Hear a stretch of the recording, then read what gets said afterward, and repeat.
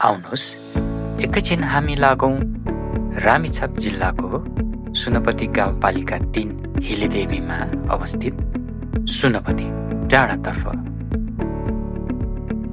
करिब 2250 मिटरको उचाइमा अवस्थित यो डाँडा प्राकृतिक, सांस्कृतिक र धार्मिक दृष्टिले एकदमै महत्त्वपूर्ण मानिन्छ।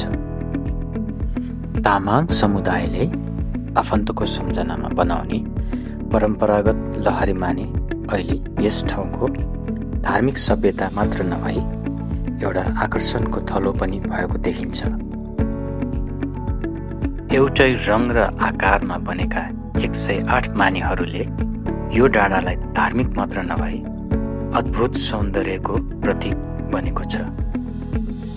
बौद्ध धर्मावलम्बीहरूको सांस्कृतिक भूमिका झल्काउने यस क्षेत्रले पछिल्लो समयमा हिन्दू तथा अन्य धर्मावलम्बी पर्यटकहरूलाई पनि आकर्षित गराइरहेको छ।